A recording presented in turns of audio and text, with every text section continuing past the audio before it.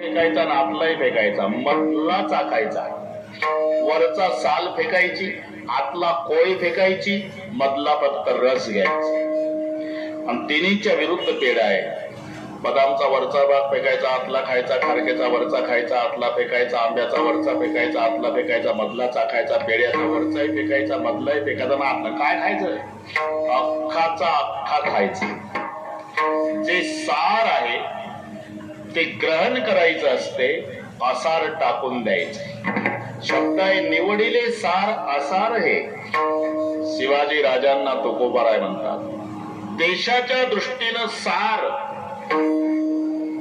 आणि असार तीन सजावत देश को, सती, संत और शूर. तीन लजावत देश को, कपटी, कायर, क्रूर. राजे तिघ जण देशाचं नाव घालवतात. एक कपटी, एक कायर आणि एक क्रूर. हे त्याचे आहे. तिघ देशाचं नाव वाढवतात. सती, संत आणि शूर हे ग्राह्य आहे. निवडिले सार महाराज इथपर्यंत ठीक आहे. पण काय दुर्जनाचा नायनाट करा म्हणता तुम्ही. दुर्जन माणसच आहे ना. आणि मग माणसाला मारा म्हणता ते काही पाप नाही का? इथे लाठीचार्ज झाला, जखमी झाले, सगळे झालं, तरी सहनशीलता मराठ्याची संपली नाही. एवढा समुद्रासारखा समाज एकत्रित आला तरी सुई पडेल तरी आवाज, इतकी शिस्त आणि शांत. मग दुर्जन माणसंच आहे आणि त्यांना मारा म्हणता तुम्ही. छत्रपती शिवराय म्हणतात. मग ते मारणं पाप नाही का? नाही राजे, दुर्जनाचा नाश हे पाप नाही. कृती एक असली तर नाव दोन आहे. तुम्हाला माहिती आहे. एक वाट माऱ्याचा धंदा करतो, रात्री 12 पासून पहाटे 3 पर्यंत 25 प्रवासी मारले या लुटारून. 25, बरोबर आहे. आणि एक भारताच्या सीमेवर मशीन गन घेऊन उभा आहे, त्यानं 25 जवान मारले परदेशाचे. दोघांचं काम एकच आहे. हे मराठी नीट आहे का मराठ्यांनो? काम एकच झालं ना. यानं 25 प्रवासी मारले, त्यांना परदेशाचे 25 जवान मारले. काम एकच झालं. पण ज्यानं 25 प्रवासी मारले ते खुनी झालं. परदेशाचे 50 जवान मारले ते देशभक्त झालं.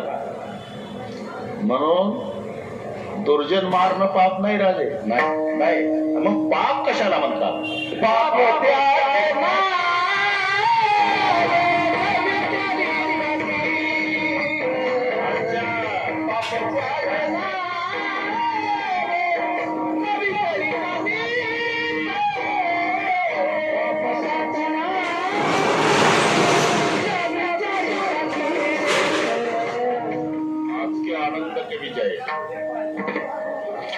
दुर्जनाचा नाश हे तर पाप नाही तुकोबाराय, तर पाप कशाला म्हणतात? पाप त्याचे नाव न विचारिता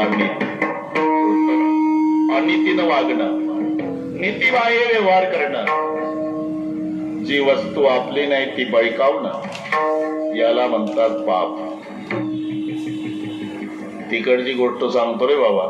अजून 12 पर्यंत थांबायचं आहे आपल्याला. तिकडची नागपूरकडची. श्रीमंत होता, त्यानं आंबेरसासाठी संध्याकाळी 8 वाजता 25 VIP जेवायला बोलवले. 25 VIP जेवायला आले. वाड्याच्या पाटलानं आतून कडी लावली, कुलूपही लावलं, चावी जवळ घेतली. उद्देश एकच, चुकून एखादं दुसरं कोणी येऊ नये. VIP पंगत होती. 25 बसले जेवायला. चांदीचे पाट, वाट्या चांदीच्या, ते शोभेत असे सगळे. जेवण झाली कीर्तनात लगेच होतात, वेळ कमी आहे ना. लोडाला टेकून बसले 25 VIP, मग श्रीमंतीला शोभेल असं पानदान आलं. सोन्याचं पानदान होतं, 1.25 फूट लांबीचं, 1.25 फूट रुंदीचं पानदान, 5 किलो वजनाचं. आता विकलं असतं तर 3 कोटीचं पानदान होतं. मी तिथंच होतो म्हणून सांगतो. आणि त्याच्यात वेलदोड्यासाठी वाटी सोन्याची होती, ती 1/2 किलोची असेल. एका श्रीमंतानं लक्ष दिलं, म्हणला सोन्याचं आहे पानदान, पण मोठं आहे, एवढं नाही जमत, वाटी जमती म्हणला. वाटी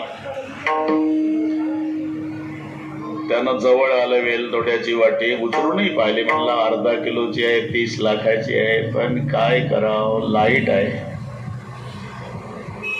यानं कोण्या जन्मात पुण्य केलं कोणास माहित, असं म्हणायला लाईट जायला. नागपूरच्या श्रीमंताचं सांगतोय.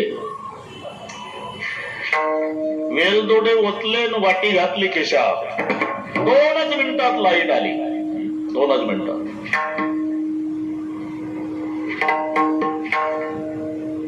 वाटीच नाही. शेवक घाबरले. पाटील वाटी गेली, वाटी गेली, पाटील वाटी गेली, सोन्याची वाटी, वेलदोड्याची वाटी गेली. एवढा प्रश्न आहे, विचारावं कसं. बरं, श्रीमंताला माहितीये सगळे 25 VIP आत आल्यावर कडी मी लावली, कुलूपही मी लावलं, चावी माझ्याकडे आहे, चुकून दुसरं आलं नाही, यांच्याशिवाय गेली नाही. पण विचारावं तर लोक म्हणतील चोऱ्या करायला आलो का आम्ही. सकाळपासून या बरका चोरी लावतो आहे ना प्रश्न. म्हणून त्यानं सुपीक डोकं चालवलं. एक टेबल, प्रसन्न वदने प्रसन्न घोषे निजदास. टेबल हास, हा बस. एखाद्या वेळेला हसत जा, तो नेहमीच आहे, पण हसत नाही. आता जमलं, हा बस.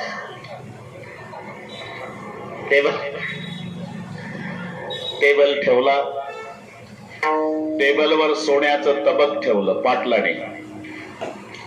25 VIच्या पुढे भाषण सुरू केलं. इथे जमलेल्या श्रीमंतांनो, तिथलं चाललं. आज पेटवलं तर 2-2 महिने विझणार नाही, एवढं परमेश्वरानं आपल्याला दिलं असताना वाटी चोरीला जावी, हे श्रीमंतीला काळीमा फासणारी घटना आहे. कोणीतरी चुकून खिशात घातली असेल, त्यांनी वाटी या तबक मध्ये आणून ठेवावी. तबक 1 किलोचं होतं सोन्याचं. पण मला माहिती आहे कोणीच या ठिकाणी वाटी घेऊन येणार नाही, कारण जो वाटी घेऊन येईल तो एवढ्या समाजात चोरटा ठरणार आहे. म्हणून मी एक युक्ती करणार आहे. 5 मिनिट लाईट बंद करण्यात येईल, अंधार पडेल. अंधाराचा फायदा घेऊन ज्यानं वाटी चोरली त्याने उठायचं, तबक मध्ये आणून ठेवायची, आपल्या जागेवर जाऊन बसायचं. मग लाईट लावण्यात येईल, माझी वाटी मला मिळेल, चोरटा समाजाला कळणार नाही. मन काय झालं, पाप त्याचे नाव न विचारिता, त्याचे नाव न विचारिता,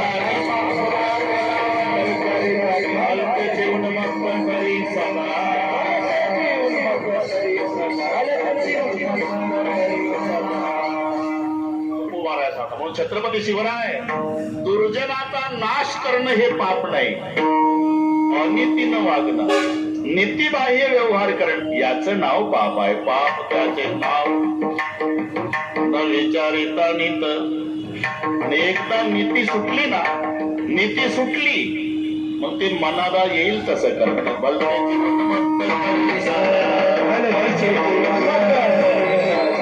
नीतीबाह्य व्यवहार करणं, अनितीनं वागणं. आणि एकदा नीती सुटली मग मनाला येईल तसं करतं. भलतेची उन्मत्त करी सदा, याला पाप म्हणतात राजे.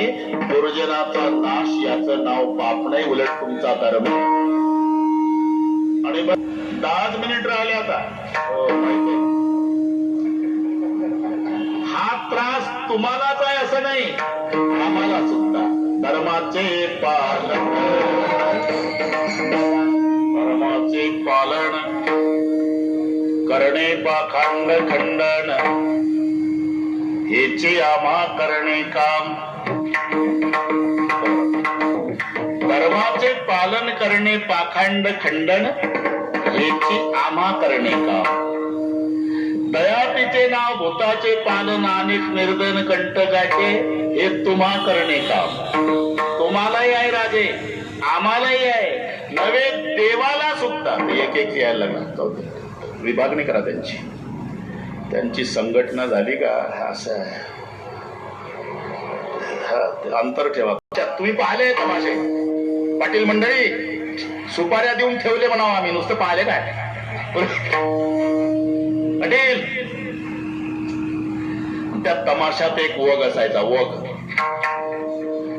10-12 ते पटकेवाले म्हातारे, त्याच्यात एक पुढारी. तो पुढारी कडक टोपीवाला उभा राहणार भाषणाला, शेजारचं एक लिखाणवाला असते, वगच आहे तो. मग खालचे म्हातारे त्यांचीच माणसं, भाषणाला उभा राहिला की खालचे बिघडलेच म्हातारे. आता आठवण झाली का साहेब, 5 वर्षांनी आला गावात. शांत राहा. काय शांत राहा, पाणी नाही प्यायला शांत राहा. याचं पाणी घ्या लिहून, ती एकट्याच कामावर असतो. ओघ आहे तो तमाशातला. आजोबा काय पाणी मंजूर झालं, बस.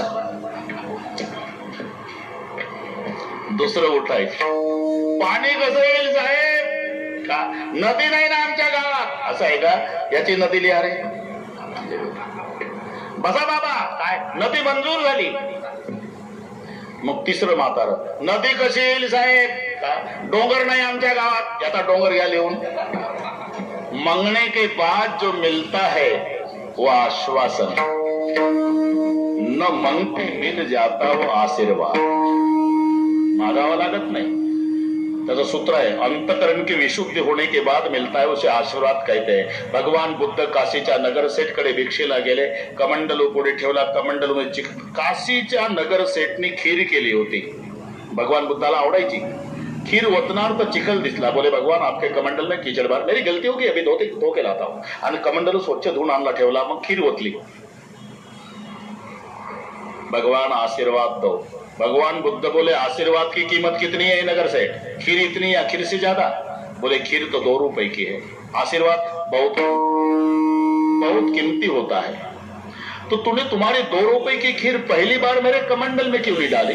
बोले कमंडल में कीचड़ था करके मैंने खीर नहीं डाली. तो देखो नगर सेठ, मेरे कमंडल में कीचड़ था तो तूने तुम्हारी 2 रुपए की खीर नहीं डाली. ये तेरा काया का कमंडल पूरा विकार से भरा है, मैं मेरा कीमती आशीर्वाद नहीं दे सकता. आशीर्वाद मांगना नहीं पड़ता, मिल जाता है. मनोज पाटील म्हणले आशीर्वाद द्या. आता तुम्हाला आशीर्वाद द्यायची गरज नाही, सगळ्यांचा आशीर्वाद मिळालेला आहे. आमचा महाराष्ट्रातला वारकरी संप्रदाय तुमच्या मागे उभा आहे. पांडुरंगाच्या कृपेने यश प्राप्त होणार आणि मराठ्याचे लेकर कामाला लागणार, तेव्हा त्यांचे अशिक्षित मायबाप हृदयापासून रडून पांडुरंगाच्या नंतर मनोज पाटलाचं नाव घेणार की तुमच्यामुळे आमचं कल्याण झालं. आशीर्वाद मागायची गरज नाही. तेव्हा त्या संबंधाने हा कार्यक्रम आहे. मला वाटतं उद्या समारोप आहे. गिरी महाराजांचा आग्रह होता तुम्ही पाहिजेत बाबा, म्हटलं मग शेवटच्या दिवशी येतो. बरोबर जा. तुम्हा सर्वांचं दर्शन झालं. ज्या परिसरात हा हिरा जन्माला आला त्या पुण्यवान ग्रामस्थांचं दर्शन झालं. आमचं भाग्य आहे. आमचा पांडुरंगाच्या चरणी सर्व वारकरी मंडळीची प्रार्थना आहे की यासाठी आमच्या मनोज पाटलांना उदंड आयुष्य आरोग्य आमच्या पांडुरंगाने द्यावं आणि त्यांच्या या कृतीला यश प्राप्त करून द्यावं ही पंढरीनाथाच्या चरणी प्रार्थना. माऊली अभंगावर बोलण्यापूर्वी थोडासा परिहार. कशा निमित्ताने हा कार्यक्रम सर्वांना कल्पना आहे, सर्वांना नाही, अख्ख्या महाराष्ट्राला.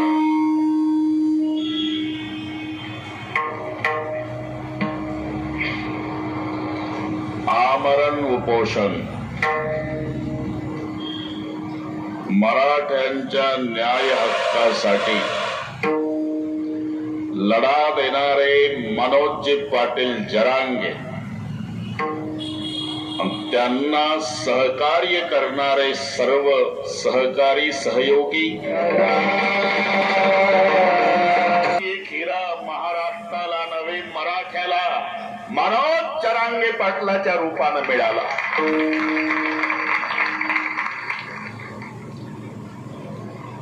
आपण लक्षात घ्या, मी पत्रकार मंडळींनी मुलाखत घेतली तेव्हा तुमच्या आईवडिलांची आठवण येते का नाही जाताना की भेटीला? जरांगे पाटील म्हणले, महाराष्ट्रच माझा मायबाप आहे. ही व्यापक भावना लक्षात घ्या. ज्यांचं जीवन परोपकारी आहे, मला वाटते हे ईश्वराचीच योजना आहे. मी त्या दिवशी क्लिप मध्ये टाकलं की हे ईश्वरानं महाराष्ट्राला दिलेली देणगी आहे. मनोज जरांगे पाटील विठ्ठल